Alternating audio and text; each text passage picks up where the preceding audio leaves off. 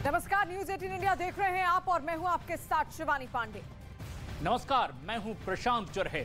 News 18 India लगातार number 1 बना हुआ है और देश की जनता का भरोसा न्यूज 18 इंडिया पर लगातार कायम है। नमस्कार, आपके साथ मैं हूं सबीना तामंग देशमुख। देश और दुनिया की हर बड़ी जरूरी खबर पर पूरी अपडेट के साथ हम हाजिर हैं।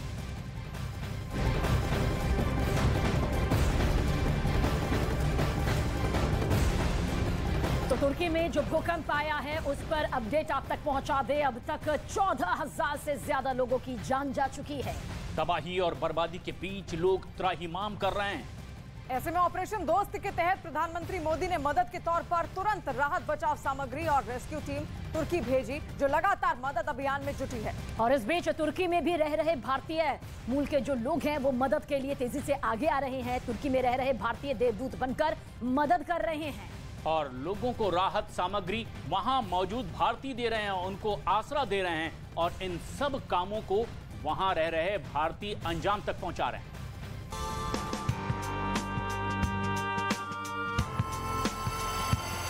तुर्की की त्रासदी में भारतीय बने देवदूत।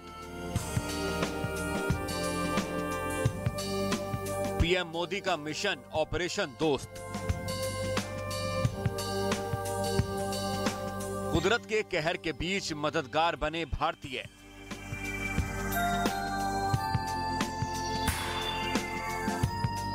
कहीं मलबे में दबी सांस की उम्मीद, तो कहीं मां के लिए बिलखते बच्चे, कहीं पिता के साए से महरूम मासूम, तो किसी से छूटा अपनों का साथ। किसी का परिवार बिछड़ा तो किसी का आशियाना ही उजड़ गया।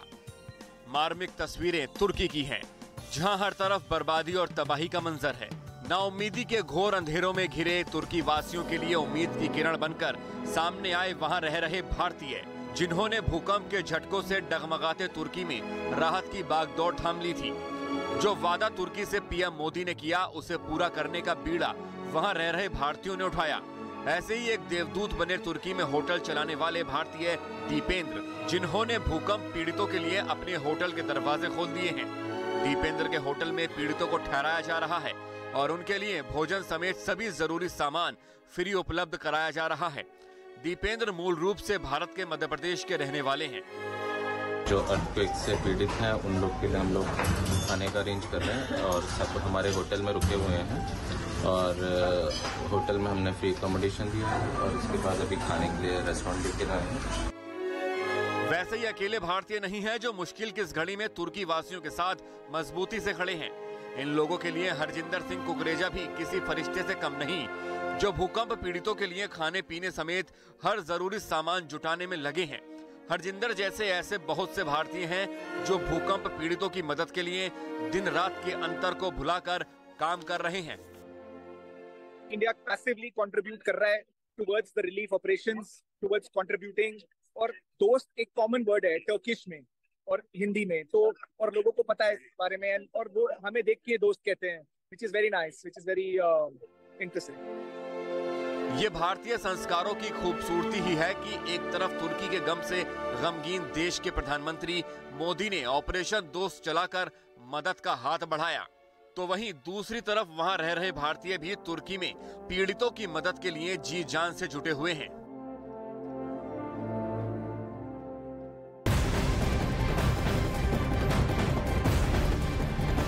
और हर भारतीय वसुधैव कुटुंबकम के अपने फलसफे को अंजाम तक पहुंचा रहा है। उधर तुर्की और सीरिया में आई तबाही की खबर मिलते ही भारत महज 1 घंटे के अंदर ही ऑपरेशन दोस्त की तैयारी में जुट गया था। तुर्की और सीरिया में आई मुश्किल घड़ी में उसका साथ कैसे देना है, इसके लिए भारत में चर्चा शुरू कर दी गई थी।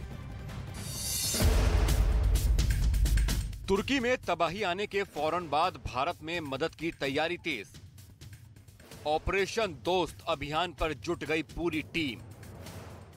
भारत में तैनात किए गए तुर्की जाने के लिए देवदूत। तुर्की और सीरिया में भूकंप सोमवार को भारतीय समय के अनुसार सुबह 6:58 पर आया था, लेकिन भारत ने ऑपरेशन दोस्त अभियान पर काम महज 1 घंटे के अंदर ही शुरू कर दिया। Our response under the direction of Honorable Prime Minister has been extremely swift. When you sort of soak in the intricacies of putting together an operation like this, which involves inter-services, different ministries, etc., putting both man, material, equipment in place. प्रधानमंत्री नरेंद्र मोदी के दिशा निर्देशों के फौरन बाद यानी 6 फरवरी की सुबह 7:30 से लेकर 8 बजे के बीच ऑपरेशन दोस्त की तैयारी शुरू कर दी गई थी। So we were given the go-ahead in the 12:30 meeting held under Dr. P.K. Mishra of the PMO, and but NDRF had been preparing for such deployments for the last several months actually, because we are looking for an international certification, and we had 2 teams partially ready at 2 locations, Ghaziabad 8th Battalion and Kolkata 2nd Battalion. यानी तुर्की में भूकंप आने के बाद हिंदुस्तान की तरफ से पहली मदद भेजी गई। ऑपरेशन दोस्त के तहत C-17 ग्लोब मास्टर से एनडीआरएफ की टीमों और राहत सामग्री से तुर्की वालों को काफी मदद मिली। तो तुर्की में भारत की ओर से युद्ध स्तर पर रेस्क्यू ऑपरेशन चलाया जा रहा है। तुर्की मुसीबत की इस घड़ी में मदद मांगे उससे पहले ही भारत ने ऑपरेशन दोस्त की तैयारी कर ली थी, जिसकी शुरुआत हो चुकी है। हम आपको बताते हैं मिनट टू मिनट ऑपरेशन दोस्त की पूरी कहानी दरअसल क्या है।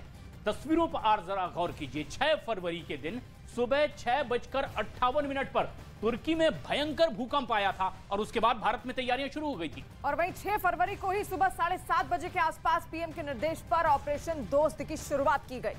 तो देखिए किस तेजी के साथ हिंदुस्तान ने अपनी जिम्मेदारी, अपना फर्ज यहां पर निभाया। सुबह 10 बजे 6 फरवरी को ही विदेश मंत्री एस जयशंकर ने बैठक तक बुला ली ताकि तुर्की पर जो ये महासंकट आया है उसमें मदद की जा सके। यानी दुनिया के एक कोने में आफत आई और भारत ने अपनी तैयारी शुरू कर दी थी। प्रधानमंत्री नरेंद्र मोदी ने 11:30 बजे ही इस पर चिंता जताई थी और आगे के कदम उठाने के संकेत दे दिए थे। और वहीं 6 फरवरी दोपहर 12:30 बजे की अब बात की जाए, ऑपरेशन दोस्त के लिए हाई लेवल एक बैठक बुलाई गई। और हिंदुस्तान कदम उठाने से कभी पीछे नहीं हटता और यही वजह है कि तुर्की की मदद के लिए अनुरोध यहां पर किया गया कि हर कोई सामने आए और तुर्की की पूरी मदद करे। 1 बजे रिक्वेस्ट की गई और दोपहर 3 बजे रक्षा मंत्रालय, एनडीआरएफ, एडीएमए के बीच में एक बेहद अहम बैठक हुई कि अगला कदम हमें क्या उठाना है। और आधी रात तक भी काम लगातार जारी रहा। C-17 ग्लोब मास्टर राहत सामान लेकर तुरंत रवाना भी किया गया।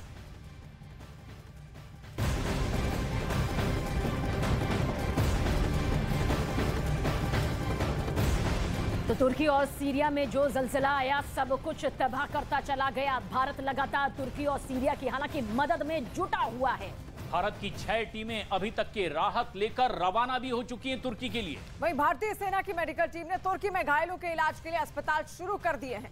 भारत की तरफ से लगातार राहत सामग्री भेजी जा रही है और इसलिए हम कह रहे हैं कि तबाही में मोदी का वसुधैव कुटुंबकम।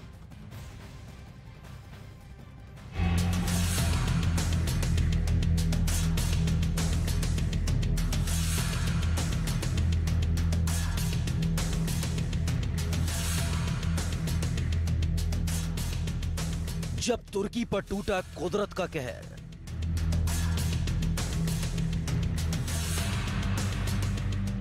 तब भारत बना खेवनहार।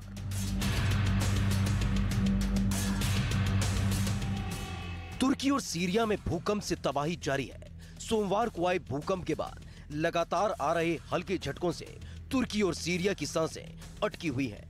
लेकिन तुर्की में मुसीबत की घड़ी में भारत ने दोस्ती का संदेश दिया है और भयंकर तबाही के बीच ऑपरेशन दोस्त के तहत भारत की एनडीआरएफ की टीम तुर्की और सीरिया में मोर्चा संभाले हुए है। एनडीआरएफ की टीमें अलग अलग शहरों में रेस्क्यू ऑपरेशन चला रही हैं और खंडहर बने शहरों में जिंदगी तलाश रही हैं। तुर्की के स्थानीय प्रशासन की मदद से टीमें 24 घंटे ऑपरेशन चला रही हैं। रेस्क्यू के लिए भारत से लगातार टीमें भेजी जा रही हैं। 101 एनडीआरएफ के जवान, जिसमें महिला पर्सनल भी एनडीआरएफ की शामिल है, वो पहुंच चुके हैं और दिखाते हैं इस वक्त C-17 ग्लोब मास्टर, जिसमें बहुत टन सामान, 75 टन सामान भेजा जा सकता है एक साथ। एनडीआरएफ की टीम के लोगों को आप देख सकते हैं। एक बस, ये जो C-17 ग्लोब मास्टर जा रहा है, एक बस, इसमें एक मिनी ट्रक और एक और गाड़ी आगे है। ये राहत और बचाव सामग्री है, आवश्यक सामग्री जो इस वक्त जरूरी है वहां के लोगों के लिए, एनडीआरएफ की टीम के लोगों के लिए, वो लगातार यहां तैयार करके भेज रहे हैं। आप देख सकते हैं। न सिर्फ रेस्क्यू के लिए टीमें भेजी जा रही हैं, बल्कि रसद का सामान भी C-17 ग्लोब मास्टर और हरक्यूलिस से तुर्की और सीरिया भेजा जा रहा है। भारत की कोशिश है कि ऑपरेशन दोस्त के तहत लोगों को मलबे से तो निकाला ही जाए, साथ ही उनके खाने पीने का भी पूरा इंतजाम किया जाए ताकि तबाही के बाद बचे लोगों को खाने की कमी न रहे। इस वक्त हम लोग मौजूद है उत्तर प्रदेश के गाजियाबाद के हिंडन बेस में। लगातार यहाँ आपको हलचल दिख रही होगी। भारतीय सेना के जवानों को देख सकते हैं। भारतीय सेना के जवान जा चुके हैं वहाँ, भारतीय आर्मी के लोग जा चुके हैं, फील्ड अस्पताल के साथ 99 आर्मी के पर्सनल जा चुके हैं। और इस वक्त राहत और बचाव सामग्री जो ये C-17 ग्लोब मास्टर है, जो कि बड़ा मालवाहक पोत है, वो आपको तस्वीरों में नजर आ रहा होगा। और भारतीय सेना के जवान लगातार राहत और बचाव सामग्री के साथ, जो हमें इस वक्त दिख रहा है, मेडिकल सामग्री के कार्टन आपको दिख रहे होंगे। इसके अलावा कुछ क्लोथिंग भी आपको दिख रही होगी जो इस विमान के जरिए भेजा जा रहा है। खाद्य सामग्री भेजी जा रही है, खाने का सामान भेजा जा रहा है। इन टीमों में विशेष रेस्क्यू डॉग स्क्वाड भी शामिल है। इसके अलावा भारतीय सेना की मेडिकल टीम भी तुर्की पहुंची है। भारतीय सेना ने हताई शहर में फील्ड हॉस्पिटल बनाया है, जहां लगातार घायलों का इलाज जारी है। विदेश मंत्री एस जयशंकर ने ट्वीट कर इसकी जानकारी दी। विदेश मंत्री एस जयशंकर ने लिखा कि तुर्की में फील्ड अस्पताल भूकंप से प्रभावित लोगों का इलाज करेगा। चिकित्सा और क्रिटिकल केयर विशेषज्ञों और उपकरणों की हमारी टीम आपात स्थिति का इलाज करने की तैयारी कर रही है। क्या क्या सामान ले जाया जा रहा है? कंबल, क्योंकि वहाँ ठंड है अभी। इसके अलावा क्लोथिंग, मेडिकल की जरूरी जो सामग्री होती है वो ले जाया जा रहा है। और तमाम वैसी चीजें ले जाई जा रही हैं जो वहाँ के माहौल में जरूरत पड़ सकती है। NDRF की टीम के लोगों को वहाँ भूकंप प्रभावित लोगों को मदद पहुंचाई जा सकती है, वैसी चीजें ली जा रही है। आमतौर पे C-17 ग्लोब मास्टर में लगेज के साथ 300 लोग बैठ सकते हैं। ये बैठने की आमतौर पे व्यवस्था होती है। मेडिकल के साथ ही NDRF की टीमें भी रेस्क्यू अभियान चला रही हैं। हालांकि ठंड, बर्फबारी के चलते तुर्की में रेस्क्यू अभियान काफी कठिन होता जा रहा है, लेकिन भारतीय रेस्क्यू टीम अपने साथ वो सारा सामान लेकर जा रहा है जिससे किसी भी परिस्थिति में ऑपरेशन जारी रख सके।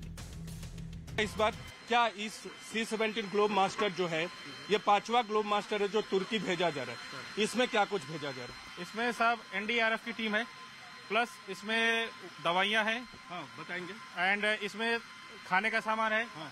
एंड इसमें एक ट्रक है। हाँ, इस मिनी ट्रक में क्या है? इस मिनी ट्रक में टेंट का आइटम है। हाँ। जेनसेट है। हाँ। एंड मेडिसिन है। हाँ। एंड उसमें वो पैसेंजर्स के लिए, हाँ, बस के अंदर कंबल है। हाँ। और थोड़ा बहुत खाने का सामान है। हाँ, क्योंकि ठंड है वहाँ। ठंड है इसलिए। और आगे एक गाड़ी दिख रही है, उसमें जनरेटर है। और बाकी वहाँ आने जाने के लिए पैसेंजर, मतलब जो जाएंगे वहाँ पर काम करने के लिए, वहाँ के लिए गाड़ी है, अलग से लेके जा रहा अपना। तो अब तक 101 NDRF के जवान जा चुके हैं। इस खेप में कितने लोग जा रहे हैं? इसमें सर हैं 51 लोग। NDRF की टीम के साथ 2 डॉग स्क्वाड की टीमें पहले ही भेजी जा चुकी हैं। गाजियाबाद के हिंडन एयरबेस से डॉग स्क्वाड की तीसरी टीम भी भेजी गई है। डॉग मलबे में दबे लोगों की तलाश में अहम भूमिका निभाते हैं। NDRF की 2 डॉग स्क्वाड की टीम पहले ही तुर्की भेजी जा चुकी है और 2 डॉग स्क्वाड की टीम C-17 ग्लोब मास्टर के जरिए फिर भेजी जा रही है। आप देखिए, बॉब और रॉक्सी नाम बताया गया हमें। इसका क्या नाम है? ये बॉब है और वो रॉक्सी। तो ये क्या करते हैं वहाँ, कैसे काम करते हैं? ये दरअसल जो मलबे में दबे लोग होते हैं, मलबे में दबे लोग जो होते हैं उनकी पहचान करते हैं, उसमें मदद करते हैं NDRF के जवानों की। और देख सकते हैं ये जो खास इक्विपमेंट है जिसमें बंद करके ले जाया जा रहा है। पहले भी 2 टीमें डॉग स्क्वाड की भेजी जा चुकी है NDRF के। इनका वहाँ काम होगा कि वो मलबे के अंदर दबे जो लोग हैं, तुर्की के लोग हैं, उन्हें सूंघ कर उनकी पहचान कर। तुर्की और सीरिया में जितनी तेजी के साथ भारत ने राहत पहुंचाई, ये भारत की वसुधैव कुटुंबकम की नीति को दिखाती है। भारत की मदद की कायल तुर्की की सरकार भी है और तुर्की ने मदद के लिए भारत का शुक्रिया किया है। Operation Dost is a very important operation, and this is the operation of friendship, because Dost is a word in Hindi and Turkish which means friends, and this operation shows our friendship between India and Turkey, and friends always help each other. तुर्की के भूकंप प्रभावित हिस्सों में फंसे ये भारतीय सुरक्षित हैं, लेकिन एक भारतीय लापता है। भारत सरकार तुर्की में लापता भारतीय के परिवार के संपर्क में बना हुआ है। तुर्की में भारत के 3000 से ज्यादा लोग रहते हैं और सभी सुरक्षित हैं। महाआपदा की इस घड़ी में हिंदुस्तान ने तुर्की को पूरी तरह से मदद भेजी। ऑपरेशन दोस्त के तहत भारत की ओर से तुर्की को किस तरह से मदद की, अब वो तफसील से आपको बताते हैं। तस्वीरें आप देखिए किस तरह से एनडीआरएफ की टीमें तुरंत मुस्तैद हो गई है वहां राहत पहुंचाने के लिए और मदद करने के लिए। और देखिए रेस्क्यू से जुड़े जो उपकरण हैं वो भी सीधे सीधे तुर्की भेजे जा रहे हैं ऑपरेशन दोस्त के तहत। तो हिंदुस्तान किस तरह से अपनी ये पूरी दोस्ती यहां पर निभा रहा है, उसके तहत खोजी और बचाव कर्मियों की भी बड़ी संख्या तुर्की में हिंदुस्तान की तरफ से भेजी गई। डॉग स्क्वाड वहां पर पहुंचा है, ड्रिलिंग मशीन, ताकि वहां मलबे से दबे लोगों को तुरंत बाहर निकाला जा सके। और इसके अलावा पानी और खाने का भी सामान यहां से भेजा गया है ताकि वहां पर किसी तरह की कोई किल्लत ना महसूस हो। साथ ही 89 सदस्यों की जो मेडिकल टीम है, जो कि निपुण है अपने मेडिकल क्षेत्र में, उन्हें भी तुर्की भेज दिया गया। और इसके अलावा तुरंत दवा दी गई है, खाने पीने का सामान दिया गया है। क्रिटिकल केयर स्पेशलिस्ट और सर्जन भी इस पूरी टीम का हिस्सा है। इसके अलावा ऑपरेशन थिएटर, एक्सरे मशीन और वेंटिलेटर तक भारत की तरफ से तुर्की को दिए गए हैं। वहीं 30 बेड का अस्थायी अस्पताल भी हिंदुस्तान की तरफ से निर्मित किया गया। वहीं तुर्की के शहरों की जो सैटेलाइट तस्वीरें सामने आई है उसमें मलबों के ढेर में बदली तमाम ऊंची ऊंची इमारतें खड़ी नजर आती थी। और वहीं इमरजेंसी वाहनों और टेंट के बने राहत शिविरों को देखा जा सकता है किस तरीके से लगातार वहां पर बचाव कार्य चल रहा है।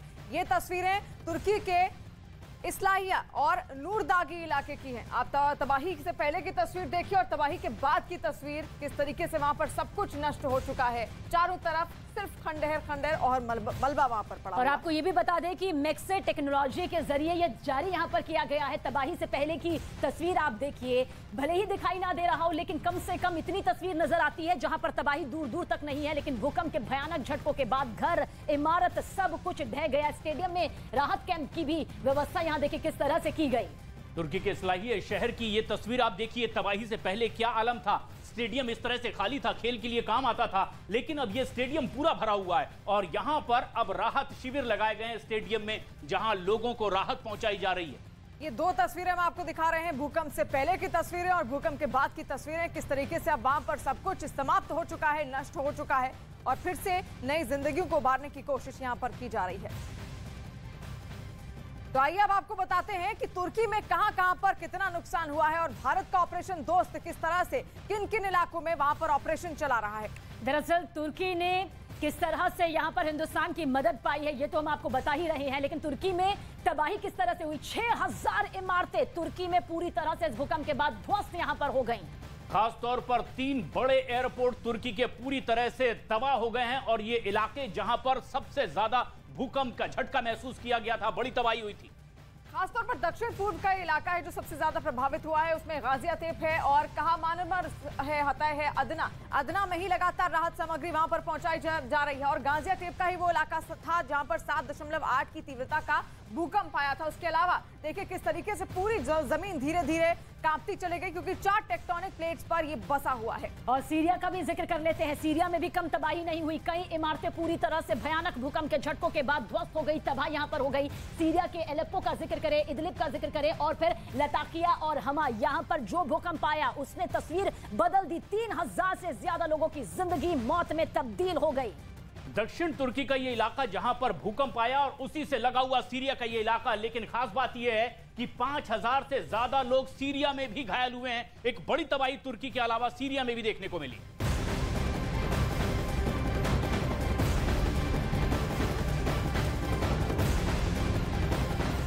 लेकिन तुर्की में भूकंप आने के महज 72 घंटे बाद मलबे से एक महिला और एक बच्ची को सुरक्षित बाहर निकाल लिया गया। ये किसी चमत्कार से कम नहीं।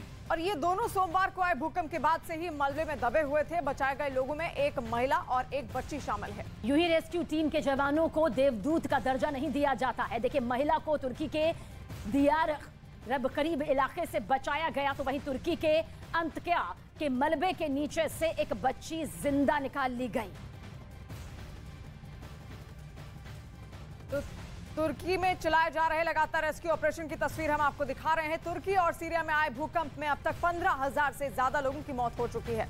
तो वहीं अकेले तुर्की का जिक्र करें तो 12000 से ज्यादा लोगों ने अपनी जान गंवा दी है, जो कि अपने आप में बेहद दर्दनाक लेकिन इन सब के बीच उम्मीद अब भी जिंदा है। जब तक सांस है तब तक आस है और तुर्की के कई शहरों में रेस्क्यू ऑपरेशन को लगातार अंजाम दिया जा रहा है कि शायद मलबे से कुछ जिंदगी और वापस लौट आए।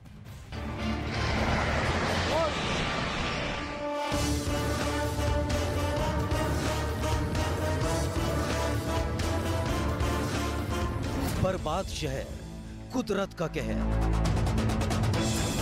मलबे में जिंदगी, मदद की उम्मीद। तुर्की में जिंदगी का सबसे बड़ा ऑपरेशन। तुर्की के बर्बाद हो चुके शहर,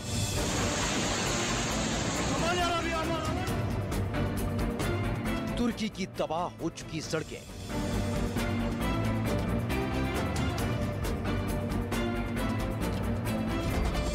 खंडहर बन चुकी इमारतें और उन इमारतों के मलबे में फंसी जिंदगी अब भी इस उम्मीद से जिंदा है कि मलबे के ढेर का शिकंजा जो सांसों पर कसा है उसे तोड़ दिया जाएगा। ऐसे कई लोग हैं जो अब भी इमारतों के मलबे में फंसे हुए हैं, जिनको एक एक कर निकाला जा रहा है।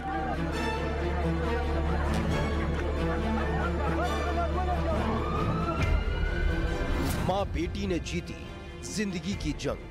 मलबे के ढेर में तब्दील हो गई ये इमारत कभी खूबसूरत आशियाना हुआ करता था, लेकिन जब तुर्की की जमीन थर्राने लगी तो ये इमारत सूखे पत्ते की तरह हिलने लगी और चंद सेकंड के अंदर ही कुदरत के कहर के आगे इस इमारत ने घुटने टेक दिए। पूरी की पूरी इमारत जमींदोज हो गई और बचा तो सिर्फ मलबा ही मलबा और खंडहर हो चुकी इमारत।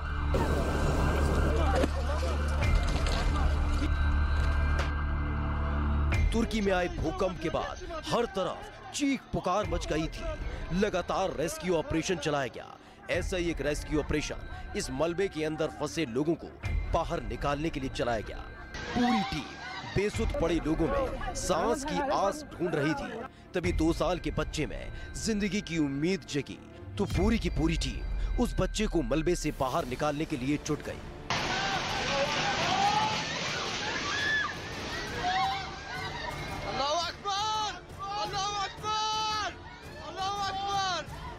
एक एक पत्थर को बड़ी ही सावधानी से हटाया गया और जब गोद में लेकर टीम उस 2 साल के बच्चे को बाहर आई तो लोगों ने भी राहत की सांस ली। मौत से लड़ी 62 घंटे तक जंग। तुर्की के गाजियांटेप में भी एक लड़की ने मौत को हरा दिया जब हर तरफ मलबे के ढेर और चीख पुकार के बीच रेस्क्यू ऑपरेशन चल रहा था तो एक इमारत के मलबे में फंसी एक लड़की को टीम ने बड़ी मशक्कत के बाद बाहर निकाला। आपदा के 62 घंटे बाद उस लड़की ने जिंदगी की जंग जीत ली, जिसे इलाज के लिए अस्पताल भेज दिया गया। तुर्की में जारी ऑपरेशन जिंदगी। तुर्की के अदाना में भी कुदरत का प्रकोप देखने को मिला था, जहां पूरा शहर मलबे के ढेर में तब्दील हो गया था। ऐसे में लगातार रेस्क्यू ऑपरेशन चलाया जा रहा है। मलबे के नीचे दबे लोगों को बाहर निकाला जा रहा है तो वहीं कई लोगों ने इस आपदा में अपनी जान गंवा दी।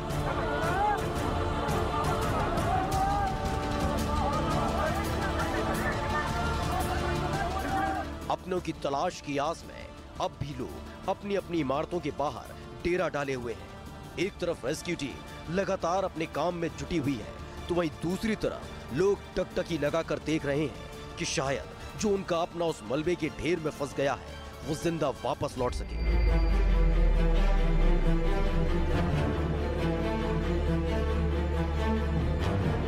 हर तरफ कई चेहरे नजर आते हैं। हर चेहरे पर आपदा से उभरी एक तस्वीर नजर आती है जो उस खौफनाक हादसे की कहानी बयां करती है। साथ ही चेहरे पर उम्मीद का भी डेरा है कि जो अपना इस हादसे में बिछड़ गया वो वापस जिंदा लौट सके। ये इस दौर के तुर्की की तस्वीर है। तुर्की में चलाए जा रहे रेस्क्यू मिशन में 1, 2, 10, 20 या 25 देश शामिल नहीं बल्कि 70 देश इस महा रेस्क्यू ऑपरेशन में युद्ध स्तर पर जुटे हुए हैं। और अब हम आपको बताते हैं कि आखिर कितने बड़े पैमाने पर तुर्की में ये रेस्क्यू ऑपरेशन को अंजाम दिया जा रहा है लोगों को बचाने के लिए। दरअसल 70 से ज्यादा देश की टीमें तुर्की और सीरिया में ऑपरेशन फिलहाल चला रही हैं। राहत बचाव में कुल 5,709 सदस्य शामिल भी हैं। और तुर्की में मिशन रेस्क्यू में 22 पानी के जहाज, 160 विमान और हेलीकॉप्टर इसमें इस्तेमाल किए जा रहे हैं। और वहीं भूकंप प्रभावित इलाके में 140 मोबाइल किचन चलाए जा रहे हैं। साथ ही प्रभावित क्षेत्र में 13,07,929 टेंट भी लगाए गए हैं ताकि लोगों को शरण दी जा सके। और इस भूकंप प्रभावित क्षेत्र में 1,01,304 बेड की व्यवस्था की गई है, जहां घायलों का उपचार चल रहा है। वहीं ठंड से बचाने के लिए 12,55,500 कंबल की व्यवस्था की गई है, क्योंकि तुर्की और सीरिया में कड़ाके की ठंड पड़ रही है।